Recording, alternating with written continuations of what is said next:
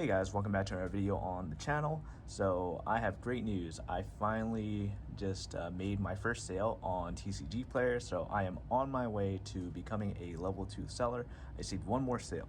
So this is my first sale ever on TCGplayer. So I'm very excited.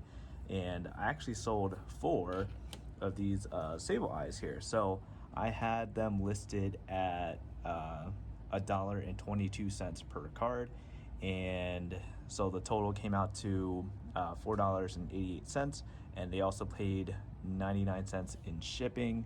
So the full order amount was $5.87. It looks like they took out a fee of $1.06, which netted me $4.81. Of course, I still have to pay for all the shipping supplies in addition to a stamp. So right here, 4 of these cards. I was kind of hoping that like my first sale would be like a Pokemon I really liked, but you got to do what you got to do.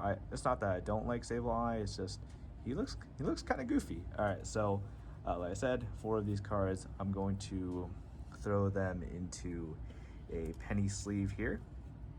So just like this, throw it into the penny sleeve. It's kind of hard to do this with my phone just like in my face, so that's why some movements might look a little bit strange. But yeah, throwing them all into a single penny sleeve there, just making sure that they're nice and secure. And then we're gonna throw them into a top loader, and we're going to use a plain white envelope to ship. So let me just do this here, make sure the computer's still awake. Okay, so just gonna throw them in. It's a little bit of a tight fit. Not sure, should I be using two top loaders to do this?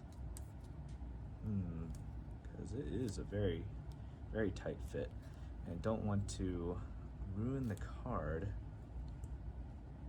Maybe I could just slap it like this and put it in a team bag. So let's do that. That might be safer for the card. So I'm just gonna grab a team bag here and just going to throw this along with the top loader in front just to add some protection. So I just don't really want to bend the cards or anything, so that's why I'm not like forcing it into the top loader. But I feel like as a common courtesy, I should include the top loader. You know what, let's just add some painter's tape on the back of this, because it is in the penny sleeve and everything. So, and the fact that there's 4 cards in a single penny sleeve is making it very secure. So I'm just gonna do this for some extra protection. And like I said, it's my first sale ever on TCGplayer, so kind of want to make sure that it gets there in one piece. Okay, so let's just center it a little bit here. I'm gonna do that to the side, painter's tape just like that. Okay, and now I'm gonna do the same to the other side. Just gonna rip this up here and add that right there.